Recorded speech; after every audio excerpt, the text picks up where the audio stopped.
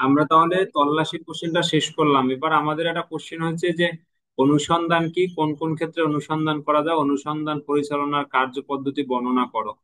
তাহলে অনুসন্ধান কি, ঠিক আছে, অনুসন্ধান জিনিসটা হচ্ছে সবসময় মনে রাখবেন যে ম্যাজিস্ট্রেট অথবা আদালত কর্তৃক যেটা করে সেটা হচ্ছে অনুসন্ধান। অনুসন্ধান কখনো পুলিশ করে না। ঠিক আছে, যদি সংজ্ঞা প্রদান করেন তাহলে হচ্ছে ম্যাজিস্ট্রেট অথবা আদালত কর্তৃক পরিচালিত বিচার ব্যতীত সকল কার্যক্রমকে এনকোয়ারি বা অনুসন্ধান বলে।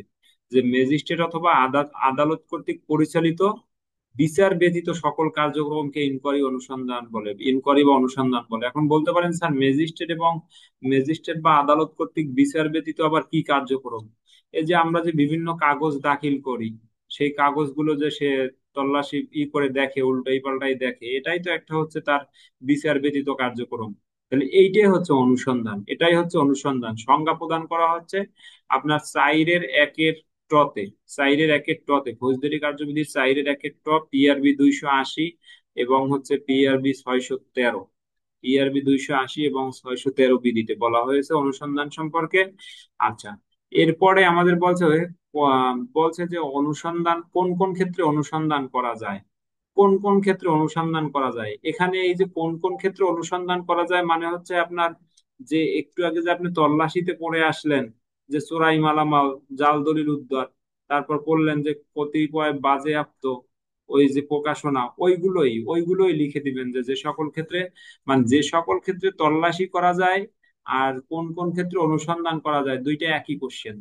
পরীক্ষায় যদি আসে কোন কোন ক্ষেত্রে অনুসন্ধান করা যায়, তাহলে আপনি যে কোশ্চেনটা পড়ে আসছেন যে কোন কোন ক্ষেত্রে তল্লাশি করা যায়, ওই সেম কোশ্চেনটা সুন্দর করে লিখে দিবেন, এখানে আর কোনো প্রকার পরিবর্তন করতে হবে না। এরপর হচ্ছে অনুসন্ধান পরিচালনার কার্যপদ্ধতি।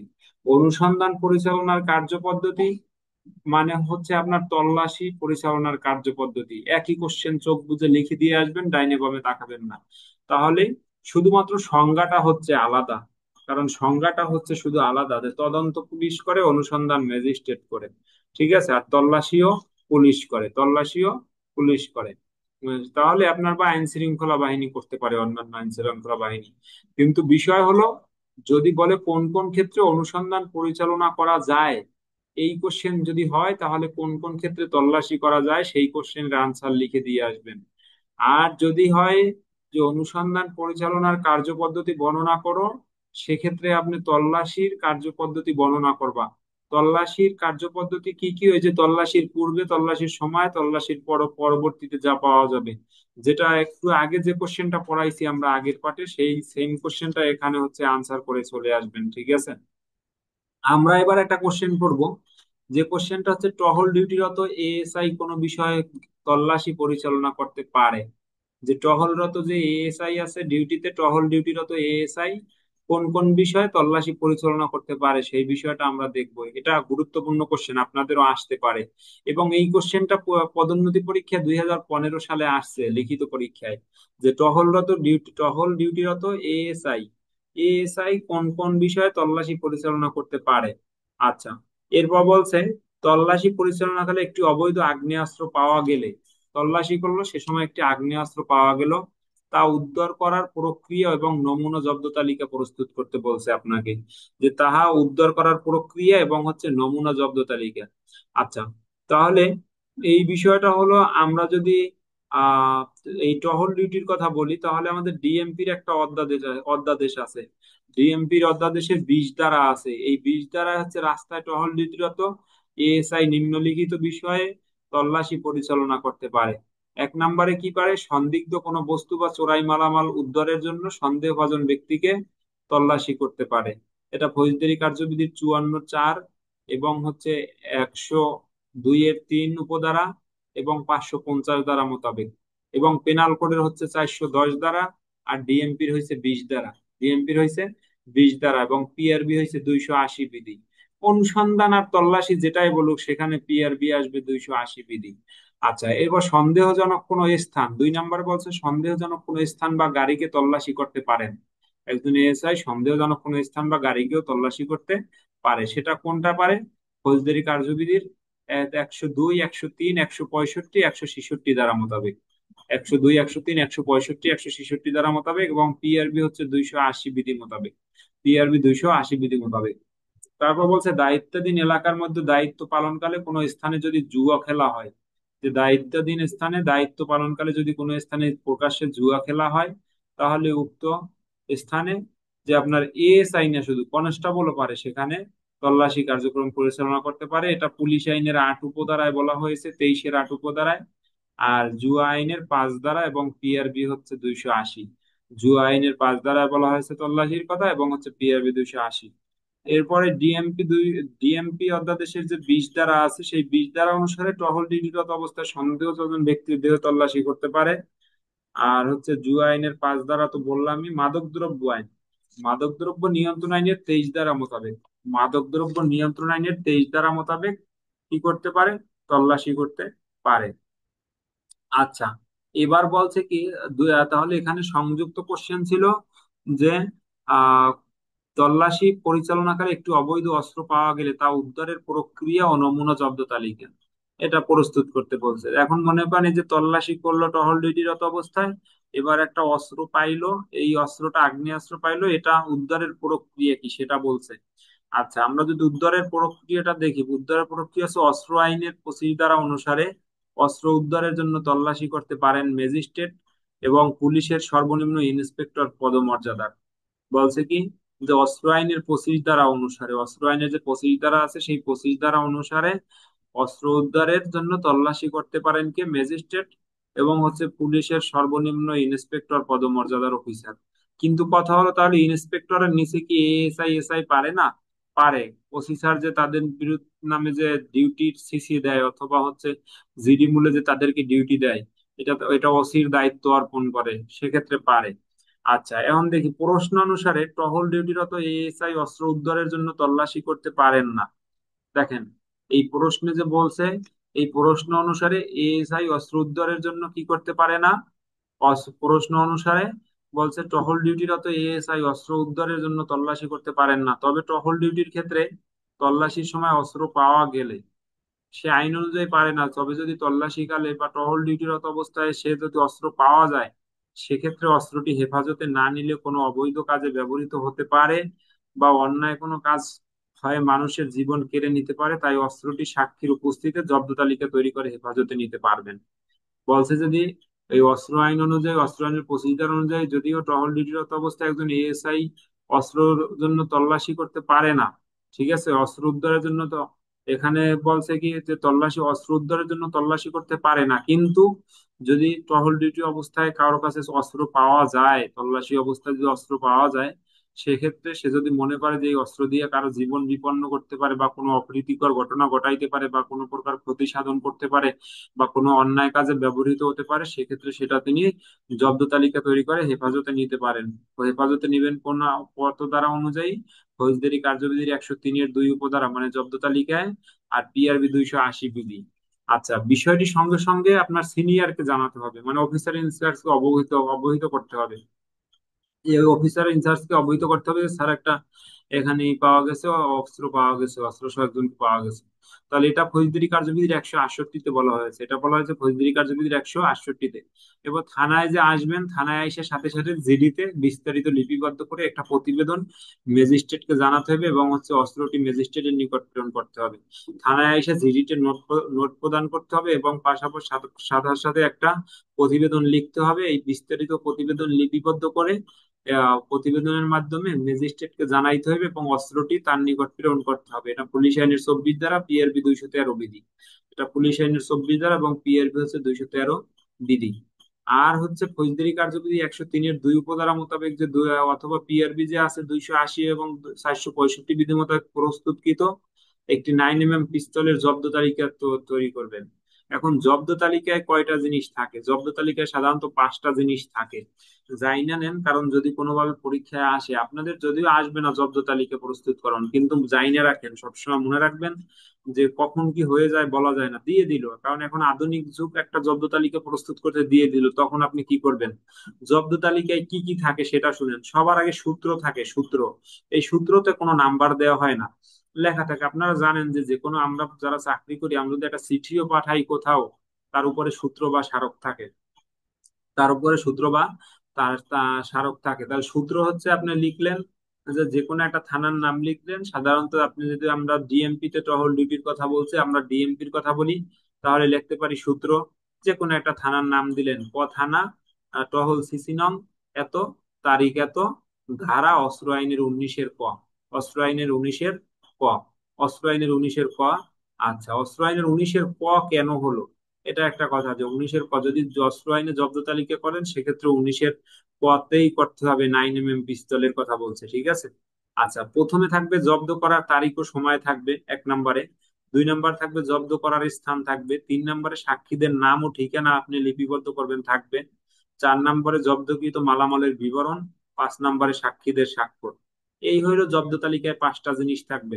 তাহলে কি কি থাকবে, যদি আবার মনে করেন, 1 নম্বরে জব্দ করার তারিখ ও সময় থাকবে, সবার আগে সূত্র থাকবে। সূত্র তো একটা কমন জিনিস, যে কোনো মামলায় বা যে কোনো হচ্ছে আমাদের চিঠিতে সূত্র একটা কমন জিনিস। আর নিচে স্বাক্ষর, নিচে স্বাক্ষর করতে হয়। মনে করেন আপনি যে কোনো একটা কোথাও কিছু পাঠাইলে নিচে স্বাক্ষর করতে হয়, এই দুইটা জিনিস কমন জিনিস মনে রাখবেন। একজন আইওর বা একজন এএসআই এর কমন জিনিস হচ্ছে উপরে সূত্র আর নিচে হচ্ছে স্বাক্ষর। তাহলে এছাড়া আমাদের 5টা জিনিস থাকবে। সেই 5টা জিনিস কি, 1 নম্বর হচ্ছে জব্দ করার তারিখ ও সময় থাকবে, 2 নম্বর হচ্ছে জব্দ করার স্থান থাকবে, 3 নম্বরে হচ্ছে সাক্ষীদের নাম ঠিকানা থাকবে, 4 নম্বরে জব্দকৃত যে মালামাল পাইবে তার বিবরণ থাকবে, আর 5 নম্বর হচ্ছে সাক্ষীদের স্বাক্ষর থাকবে, আর সর্বশেষে প্রস্তুতকারী অফিসারের স্বাক্ষর থাকবে। এখন যদি আমি একটু নমুনাটা বলি, নমুনাটা লিখলেন, জব্দ করার তারিখ ও সময় লিখলেন 24/5/2025, খ্রিস্টাব্দ 11টা 30 ঘটিকা।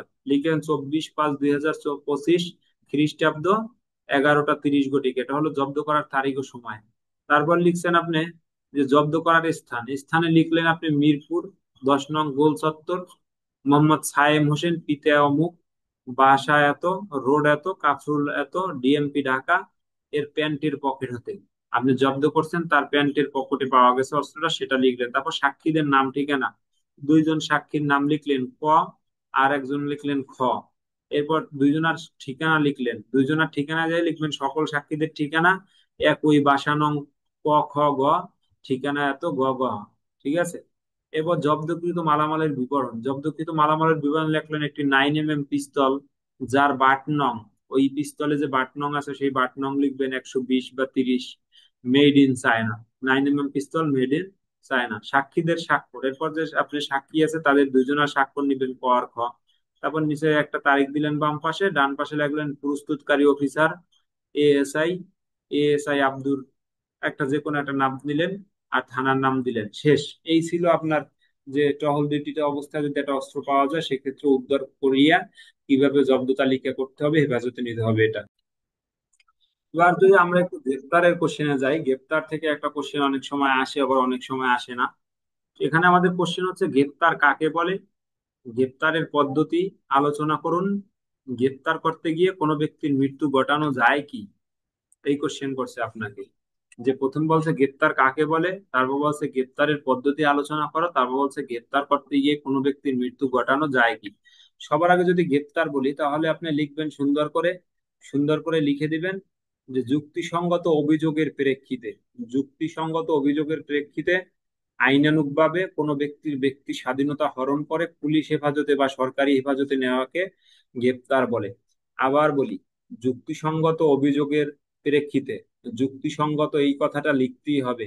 আপনার খুব সুন্দর একটা সংজ্ঞা হবে যদি যুক্তিসঙ্গত কথাটা লিখেন। লিখবেন যুক্তিসঙ্গত অভিযোগের প্রেক্ষিতে আইনানুগভাবে কোনো ব্যক্তির ব্যক্তি স্বাধীনতা হরণ করে পুলিশ হেফাজতে বা সরকারি হেফাজতে নেওয়াকে গ্রেপ্তার বলে। ফৌজদারি কার্যবিধির 46 ধারা এবং পিআরবি হচ্ছে 316 বিধি। নিচে যাই লিখে থাকবেন ফৌকাবি 46 ধারা, আর লিখবেন পিআরবি 316 বিধি। এই হলো সংজ্ঞা। এবার বলছে গ্রেপ্তারের পদ্ধতি আলোচনা করো। গ্রেপ্তারের পদ্ধতি যদি আমরা আলোচনা করি, তাহলে 46 থেকে একবারে আমাদের 52 53 ধারা পর্যন্ত আলোচনা করব। আমরা গ্রেপ্তারের পদ্ধতি আলোচনা করতে গেলে সবার আগে যাকে আমরা গ্রেপ্তার করব তাকে গ্রেপ্তারের কারণ জানাতে হবে। যাকে গ্রেপ্তার করব তাকে গ্রেপ্তারের কারণ জানাতে হবে। সে যদি কথা বা কার্য দ্বারা গ্রেপ্তার মেনে না নেয়, সেক্ষেত্রে আমরা দেহ স্পর্শ করে গ্রেপ্তার করতে পারবো। দেহ স্পর্শ করে গ্রেপ্তার করতে পারবো। এটা হচ্ছে আমার যদি, অর্থাৎ সে যদি আত্মসমর্পণ না করে সেক্ষেত্রে তাকে দেহ স্পর্শ করে গ্রেপ্তার করা হবে। এটা বলা হয়েছে 46-এর +1 উপধারা। 46-এ উপধারা আছে তিনটা, 46-এ উপধারা আছে তিনটা, 1, 2, 3। তাহলে 46-এর 1 আছে যে গ্রেপ্তারের কারণ জানাতে হবে, এবং যাকে গ্রেপ্তার করা হবে সে যদি কথা বা কার্য দ্বারা মেনে না নেয় তাকে তার দেহ স্পর্শ করে গ্রেপ্তার করা যাবে। এটা বলা আছে 46-এর 1 উপধারায়। 46-এর 2 উপধারায় বলছে কোন অপরাধী গ্রেপ্তারকালে যদি বাধা প্রদান করে বা গ্রেপ্তার এড়ানোর চেষ্টা করে, কোন অপরাধীতে গ্রেপ্তার করতে যাওয়া হয়েছে এবং ওই গ্রেপ্তার কালে যদি ওই ব্যক্তি বাধা প্রদান করে বা হচ্ছে গ্রেপ্তার থেকে এড়ানোর চেষ্টা করে, সেক্ষেত্রে পুলিশ অফিসার কি করতে পারবে, গ্রেপ্তারের জন্য প্রয়োজনীয় পদক্ষেপ গ্রহণ করতে পারবে। এখন প্রয়োজনীয় পদক্ষেপ কি? প্রয়োজনীয় পদক্ষেপ যে কোনো কিছুই সে পুলিশ অফিসার অবলম্বন করতে পারবে, ঠিক আছে, পরিস্থিতি অনুযায়ী। এটা বলছে 46-এর 2 উপধারা। এরপর 46-এর 3 উপধারা, আসামি যদি মৃত্যুদণ্ডে দণ্ডনীয় বা যাবজ্জীবন কারাদণ্ডে দণ্ডনীয় না হয়, আসামি যদি মৃত্যুদণ্ডে দণ্ডনীয়, যে অপরাধ করছে মনে করেন ওই অপরাধে যদি সে মৃত্যুদণ্ডে দণ্ডনীয় অথবা হচ্ছে যাবজ্জীবন কারাদণ্ডে দণ্ডনীয় অপরাধের সাজায় উপনীত হইবেন, এই মর্মে যদি আপনার আপনার না হয়, অর্থাৎ যে আসামি আসামি যদি মৃত্যুদণ্ডে দণ্ডনীয় বা যাবজ্জীবন কারাদণ্ডে দণ্ডনীয় না হয়, তাহলে গ্রেপ্তারের ক্ষেত্রে গিয়ে মৃত্যু ঘটানো যাবে না। মানে গ্রেপ্তার করতে গিয়ে তাকে মৃত্যু ঘটানো যাবে না। এখন ঘটনা হলো, তাহলে আসামি যাবজ্জীবন কারাদণ্ডে দণ্ডিত অথবা হচ্ছে আপনার মৃত্যুদণ্ডে দণ্ডিত। এখন ওই আসামিকে আপনি ধরতে গেলে তাকে কি গুলি করে মেরে দিবেন? তার মনে করেন মৃত্যুদণ্ড যোগ্য অথবা হচ্ছে যাবজ্জীবন কারাদণ্ড যোগ্য, এর মানেই কি আমি তাকে গ্রেপ্তার করতে চাই মৃত্যুদণ্ড করে দিব, গুলি করে দিব? না, সেটা না। যদি থ্রেট না থাকে তাহলে তার কোনো প্রকার ক্ষতি করা যাবে না। আর যদি থ্রেট থাকে, আপনার জীবনের কোনো হুমকি থাকে বা আপনাকে কোনো প্রকার বাধা দান করে, আপনাকে গোলাগুলি করে, সেক্ষেত্রে তো আপনি মৃত্যু ঘটাইতে পারবেন। সেক্ষেত্রে এই সকল আসামির মৃত্যু ঘটাইতে পারবেন যাদের যাবজ্জীবন কারাদণ্ড বা মৃত্যুদণ্ড দণ্ডনীয় আসামি হয়। এটা বলছে 46-এর 3। ঠিক আছে। এখন আপনাদের এই কোশ্চেনই আপনি একটু আগে আমরা যেটা পড়ে আসছি, এই কোশ্চেনই একটা লেজুর লাগাই দিয়েছে। লেজুর লাগাই দিয়েছিল কি? লেজুর লাগাইছিল যে গ্রেপ্তার করতে গিয়ে কোনো ব্যক্তির মৃত্যু ঘটানো যায় কি, যায় কি, এটা লাগাই দিয়েছিল। এখন এইটাই যদি আমি এখান থেকেই অ্যান্সারটা দিয়ে যাই যে কোনো আসামি মৃত্যুদণ্ডে দণ্ডনীয় বা যাবজ্জীবন কারাদণ্ডে দণ্ডনীয় হয়, সে যদি গ্রেপ্তারে বাধা প্রদান করে বা গ্রেপ্তার এড়ানোর জন্য হিংসাত্মমূলক আচরণ করে, ঠিক আছে, বা হচ্ছে আক্রমণ করতে চায়, তাহলে তার গ্রেপ্তারের জন্য মৃত্যু ঘটানো যাবে, অন্যথায় কিন্তু যাবে না। ঠিক আছে, যদি এরকম আচরণ করে যে গ্রেপ্তারে বাধা প্রদান করে বা এড়ানোর চেষ্টা করে বা হিংসাত্মমূলক আচরণ করে বা হচ্ছে কোনো প্রকার আক্রমণ করার চেষ্টা করে, সেক্ষেত্রে এই যাবজ্জীবন কারাদণ্ড এবং মৃত্যুদণ্ডে দণ্ডনীয় আসামির মৃত্যু ঘটানো যাবে। এটা বলা হয়েছে ফৌজদারি কার্যবিধি 46-এর 3 উপধারা এবং পিআরবি হচ্ছে 153-র গহাবিধি। পিআরবি 153-এর গহাবিধি, 153-এর গহাবিধিতে আছে কি, আগ্নেয়াস্ত্রের ব্যবহার ব্যবহার করে মৃত্যু ঘটানো। তাহলে এই গেল আপনার 46-এর 1, 2, 3। আর ওর সাথে লেজুর যে কোশ্চেনটা ছিল যে গ্রেপ্তার করতে গিয়ে কোনো ব্যক্তির মৃত্যু ঘটানো যায় কি, সেটারও অ্যান্সার দিয়ে দিলাম। এরপর আমরা 47 ধারায় যাব। আমাদের 47 ধারায় বলছে যে গ্রেপ্তার এড়াতে গিয়ে যদি কোনো ব্যক্তি গৃহে প্রবেশ করে, তাহলে সেই গৃহকর্তার অনুমতি নিয়ে আপনার গ্রেপ্তারের জন্য গ্রেপ্তার কার্যকর করতে হবে।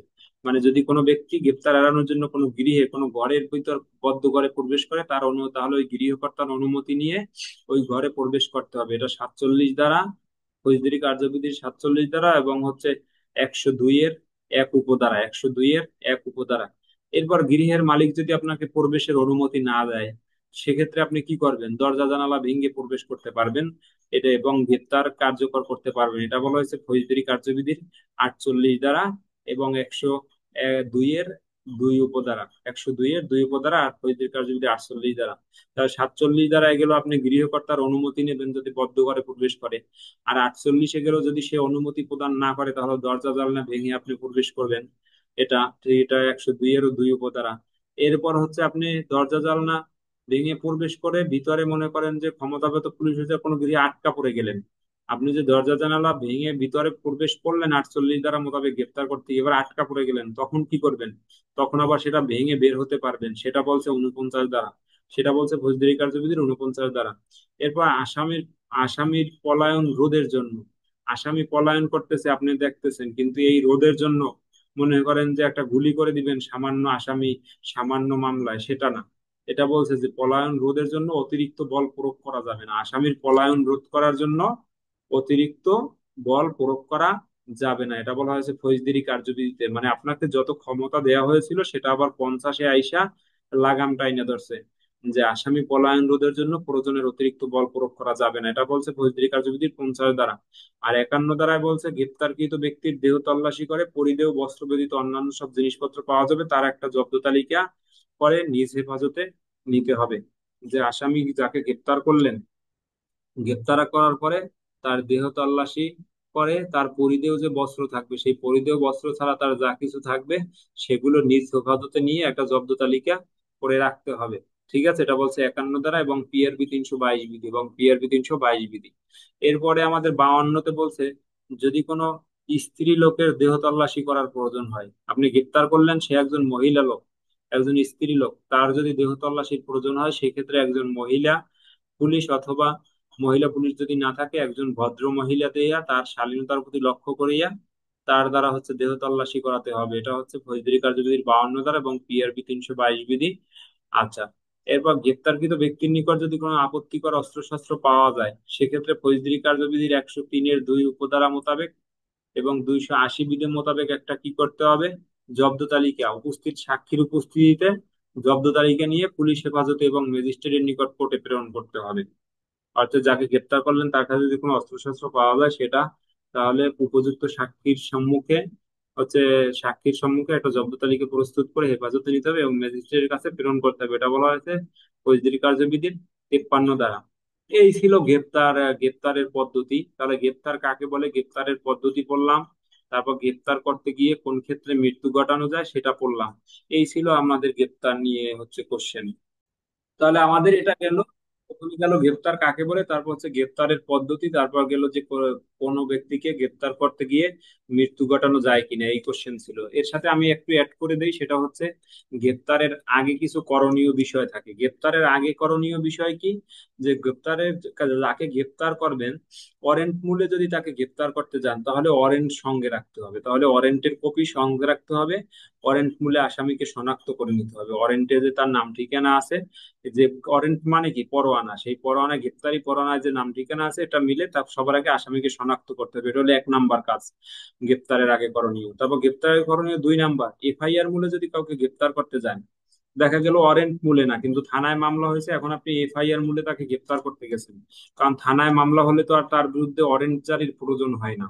ঠিক আছে, কোর্টে মামলা হলে সেক্ষেত্রে ওয়ারেন্ট জারির দরকার হয়, থানায় মামলা হলে সেক্ষেত্রে কোনো ওয়ারেন্টের প্রয়োজন হয় না। সেখানে যে এফআইআর কপি আছে সেই এফআইআর কপির একটা ফটোকপি সঙ্গে রাখতে হবে, এই হলো 2 নাম্বার কাজ। 3 নাম্বার কাজ হচ্ছে প্রয়োজনীয় সংখ্যক ফোর্স নিয়ে হাতিয়ার গুলি সহ প্রস্তুতি নিতে হবে। আপনি যদি গ্রেপ্তার করতে যান সেক্ষেত্রে আপনার যে কয়জন ফোর্স প্রয়োজন এই ফোর্স আর হচ্ছে হাতিয়ার গুলি সহ নিতে হবে। আর 4 নাম্বার বলছে পিআরবি 145 বিধি আমাকে স্থানটি ঘিরে রাখতে হবে, যে স্থানে গ্রেপ্তার করতে যাবেন সেই স্থানটি ঘিরে রাখতে হবে। এটা গ্রেপ্তারের আগের কাজ বলতেছি কিন্তু সব।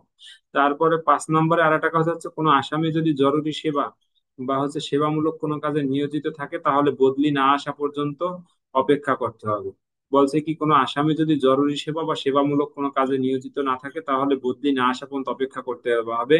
এটা বলছে 318 বিধিতে পিআরবি।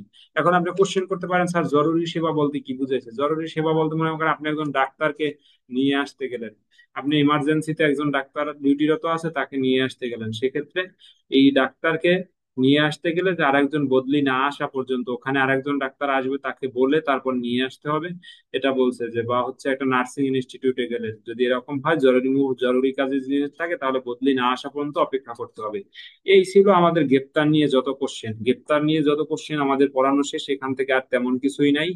আর একটা কোশ্চেন আছে যে কখন কি পরিস্থিতিতে আপনার বিনা বিনা পরোয়ানায় গ্রেপ্তার যায়, এটা হচ্ছে 54 বা 54 দ্বারা, আপনার হচ্ছে যেটা সিপসো দ্বারা বলে সংক্ষেপে। এই কোশ্চেন আপনার এখন আর আসবে না, কারণ এই কোশ্চেন এটা এখন আর কার্যকর নাই। ঠিক আছে, এবার আমরা এই গ্রেপ্তারের পাশাপাশি পদ্ধতির পাশাপাশি এবার একটা সুন্দর আর একটা কোশ্চেন পড়াবো, সেটা হচ্ছে গ্রেপ্তারি পরোয়ানা বলতে কি বোঝায়, যে সংজ্ঞা আগে দিয়েছি আর এখানে সংজ্ঞা বলবো না। তারপর হচ্ছে পরোয়ানার মেয়াদ কতদিন থাকে। ঠিক আছে, আপনার বলছে এর আগে আপনি সংজ্ঞা পড়ছেন যে গ্রেপ্তার কাকে বলে, আর এখানে বলছে গ্রেপ্তারি পরোয়ানা। গ্রেপ্তার আর গ্রেপ্তারি পরোয়ানা কিন্তু এক নয়। ঠিক আছে, পরোয়ানা আলাদা জিনিস, গ্রেপ্তার আলাদা জিনিস। তা হচ্ছে বলছে কি গ্রেপ্তারি পরোয়ানা বলতে কি বোঝায়, পরোয়ানার মেয়াদ কতদিন বলবৎ থাকে। আর বলছে পরোয়ানা তামিলের পদ্ধতি, কার উপর পরোয়ানা প্রেরণ করা হয় আলোচনা করুন। এই কোশ্চেনটা আমরা সুন্দর করে পড়বো। এক নম্বর হচ্ছে গ্রেপ্তারি পরোয়ানা কাকে বলে সেটা যদি বলি, তাহলে হচ্ছে কোনো ব্যক্তি বা আসামিকে গ্রেপ্তার করার জন্য, কোনো ব্যক্তি বা আসামিকে গ্রেপ্তার করার জন্য উক্ত ব্যক্তির নাম, ঠিকানা, বয়স উল্লেখপূর্বক, মামলা নম্বর, অপরাধের ধারা সহ তামিলকারী অফিসারের নাম, পদবি উল্লেখ করে নির্ধারিত ফরমের এক কপিতে আদালতের বিচারক কর্তৃক স্বাক্ষরিত সিলমোহরযুক্ত যে লিখিত আদেশনামা প্রদান করেন তাকে গ্রেপ্তারি পরোয়ানা বলে। অর্থাৎ কোনো ব্যক্তিকে বা কোনো আসামিকে যদি গ্রেপ্তার করার প্রয়োজন হয়, সেক্ষেত্রে উক্ত ব্যক্তির নাম, ঠিকানা, বয়স উল্লেখপূর্বক, মামলা নম্বর, অপরাধের ধারা সহ তামিলকারী অফিসারের নাম। এখন বলতে পারেন স্যার পরোয়ানায় কি তামিলকারী অফিসারের নাম থাকে? হ্যাঁ, কোর্ট থেকে আপনার লিখে দেয় অফিসার ইনচার্জ, মনে করেন যে অফিসার ইনচার্জ ডেমরা থানা, এরকম লিখে দেয়, এটাই হচ্ছে পরোয়ানা তামিলকারী অফিসার, অফিসার ইনচার্জ। কিন্তু তো সে আবার তামিল অন্যদের উপরে, জুনিয়রদের উপর ন্যস্ত করে করায়, এটা আইনে আছে, সেজন্যই সে আবার অন্যের উপর হাওলা করে করায়। তাহলে যদি সংজ্ঞাটা আবার একবার বলি, যে কোনো ব্যক্তি বা আসামিকে গ্রেপ্তার করার জন্য উক্ত ব্যক্তির নাম, ঠিকানা, বয়স উল্লেখপূর্বক, মামলা নম্বর, অপরাধের ধারা সহ তামিলকারী অফিসারের নাম, পদবি উল্লেখ করে নির্ধারিত ফর্মের এক কপিতে আদালতের বিচারক কর্তৃক স্বাক্ষরিত সিলমোহরযুক্ত যে লিখিত আদেশনামা প্রদান করা হয় তাকে হচ্ছে গ্রেপ্তারি পরোয়ানা বলে। ফৌজদারি কার্যবিধির 75 ধারায় গ্রেপ্তারি পরোয়ানার সংজ্ঞা দেওয়া হয়েছে, এবং হচ্ছে পিআরবির 468 বিধি। তাহলে ফৌজদারি কার্যবিধির 75 ধারা এবং পিআরবি হচ্ছে 468 বিধি। গ্রেপ্তারি পরোয়ানা সবসময় এক কপিতে হয়। এবার গ্রেপ্তারি পরোয়ানার মেয়াদ কতদিন বলবৎ থাকে যদি পরীক্ষায় আসে, তাহলে লিখবেন গ্রেপ্তারি পরোয়ানার মেয়াদ যতদিন বলবৎ থাকে, আসামি যতদিন পর্যন্ত গ্রেপ্তার না হয়, আসামি যতদিন পর্যন্ত গ্রেপ্তার না হয় বা কোর্টে আত্মসমর্পণ না করে, অথবা ইস্যুকৃত আদালত যতদিন পর্যন্ত পরোয়ানার মেয়াদ বাতিল না করে ততদিন পর্যন্ত ওয়ারেন্ট বা গ্রেপ্তারি পরোয়ানা বলবৎ থাকে। এটা বলা হয়েছে 75-এর 2 উপধারা এবং পিআরবি হচ্ছে 323-এর ক বিধি। 75-এর 2 উপধারা এবং হচ্ছে পিআরবি 323-এর ক বিধি। আবারও বলি, আপনার গ্রেপ্তারের বিষয়টা হচ্ছে গ্রেপ্তারি পরোয়ানা কতদিন বলবৎ থাকে। গ্রেপ্তারি পরোয়ানা বলবৎ থাকে আপনার যতদিনে গ্রেপ্তার করা না হবে, না করতে পারবে, ততদিন বলবৎ থাকবে। অথবা ওই ব্যক্তি যতদিনে কোর্টে আত্মসমর্পণ না করবে, মানে কোর্টে হাজির না হইবে, ততদিন পর্যন্ত বলবৎ থাকবে। অথবা যে আদালত গ্রেপ্তারি পরোয়ানাটা ইস্যু করছিল, ওই আদালত যদি ওটা প্রত্যাহার না করে, যে গ্রেপ্তারি পরোয়ানাটা তার প্রত্যাহার করা হইলো, সেক্ষেত্রে আপনার ততদিন এই গ্রেপ্তারি পরোয়ানা কার্যকর থাকবে। এই কথাটা এখানে বলা হয়েছে। আচ্ছা, এরপরে এটা ফৌজদারি কার্যবিধির 75-এর 2 উপধারা বলা হয়েছে এবং পিআরবি 323-এর ক বিধি। এটা কিন্তু গুরুত্বপূর্ণ কোশ্চেন, কারণ আপনি ওয়ারেন্ট তামিলকারী অফিসার হবেন থানায় গেলে। তাহলে গ্রেপ্তারি পরোয়ানার মেয়াদ যতদিন পর্যন্ত বলবৎ থাকবে, কতদিন, যতদিনে তা সে গ্রেপ্তার না হবে, অথবা যে আদালত তার বিরুদ্ধে ওয়ারেন্ট জারি করছে, সেই আদালত, ইস্যুকৃত আদালত যতদিনে গ্রেপ্তারি পরোয়ানা প্রত্যাহার না করবে, অথবা সে যতদিনে আদালতে হাজির হয়ে আত্মসমর্পণ না করবে। আচ্ছা, এটা গেল। এরপর তামিলের পদ্ধতি পরোয়ানা প্রেরণ। পদ্ধতি সাধারণত পরোয়ানায় সাধারণত অফিসার দিয়ে তামিল করানো হয়। পরোয়ানা তামিলের জন্য পর্যাপ্ত সংখ্যক পুলিশ অফিসার পাওয়া না গেলে আদালত যে কোনো ব্যক্তিকে দিয়ে পরোয়ানা কার্যকরী করাতে পারে। এটা বলছে 77 দ্বারা, যে পরোয়ানা, গ্রেপ্তারি পরোয়ানা সাধারণত পুলিশ দিয়ে হচ্ছে আপনার তামিল করা হয়। যদি পুলিশ পর্যাপ্ত সংখ্যক না পাওয়া যায়, সেক্ষেত্রে অন্যান্য বাহিনী দিয়েও এটা করতে পারবে বা কারো সহযোগিতা নিতে পারবে আদালত। এটা বলছে 77 দ্বারা। এরপরে আদালত জমির মালিক বা জমির ম্যানেজারের উপর জারি করে পরোয়ানা তামিল করতে পারবে। যে জমির মালিক, অর্থাৎ যে ব্যক্তি ওই যেখানে ভাড়া থাকে বা যেখানে অবস্থান করে, ওই ব্যক্তি, ওই জমির যে মালিক, তাকে দিয়ে, অথবা হচ্ছে কোনো কোম্পানিতে যদি চাকরি করে তার ম্যানেজারের উপরে পরোয়ানা তামিল করাতে পারে। এটা বলছে 78 দ্বারায়। এরপর হচ্ছে কোন পুলিশ অফিসারের নিকট নির্দেশিত পরোয়ানা তিনি অপর কোন পুলিশ অফিসারের দ্বারা কার্যকর করাতে পারে। যেমন অফিসার ইনচার্জ বরাবর পরোয়ানা ধার্য করা হয়, কিন্তু অফিসার ইনচার্জ তো পরোয়ানা তামিল করে না, সে আবার ওই এসআই, এএসআই ওদের উপরে হাওলা করে। তাহলে এটাই বলছে 79 ধারায়, এটাই বলছে ফৌজদারি কার্যবিধির 79 ধারা, যে কোনো পুলিশ অফিসারের নিকট নির্দেশিত পরোয়ানা তিনি অপর যে কোনো পুলিশ অফিসার দ্বারা কার্যকর করাতে পারেন। তাহলে এটা বলছে ফৌজদারি কার্যবিধির 79 ধারা। 80 ধারায় বলা হয়েছে যাকে গ্রেপ্তার করতে হবে তার পরোয়ানার সারমর্ম ও গ্রেপ্তারের কারণ জানাতে হবে। যাকে আপনি গ্রেপ্তার করবেন তার হচ্ছে গ্রেপ্তারের পরোয়ানার এই সারমর্ম, যে কি কারণে তার কি কি অপরাধ ধারাতে এগুলো জানাতে হবে, এটা বলছে 80 ধারায়। আর 81 ধারায় হচ্ছে ফৌজদারি কার্যবিধির 81 ধারা মতো গ্রেপ্তারকৃত ব্যক্তিকে অবিলম্ব আদালতে হাজির করতে হবে। যে 81 ধারা মোতাবেক আপনি যাকে গ্রেপ্তার করবেন তাকে হচ্ছে এই ফৌজদারি কার্যবিধির 81 ধারা মোতাবেক অবিলম্বে আদালতে হাজির করতে হবে। এরপর 82 ও 83 ধারা আছে, এখানে বলছে যে গ্রেপ্তারি পরোয়ানায় বাংলাদেশের যে কোনো জায়গায় তামিল করা যাবে। এই গ্রেপ্তারি পরোয়ানা আপনি বাংলাদেশের যে কোনো জায়গায় তামিল করা যাবে, প্রয়োজনে আপনি বিদেশেও যাইতে পারবেন, সেক্ষেত্রে আপনার কর্তৃপক্ষের অনুমতি নিয়ে যথাযথ প্রসিডিউর মেনটেন করে যাইতে হবে। এটা বলছে ফৌজদারি কার্যবিধির 82 ও 83 ধারা, পিআরবি 315 বিধি। এই ছিল আমাদের পরোয়ানা তামিল এবং হচ্ছে পরোয়ানার বিষয়বস্তু, কিভাবে তামিল করা যায়, পরোয়ানা কাকে বলে, কতক্ষণ বলবৎ থাকে। ঠিক আছে।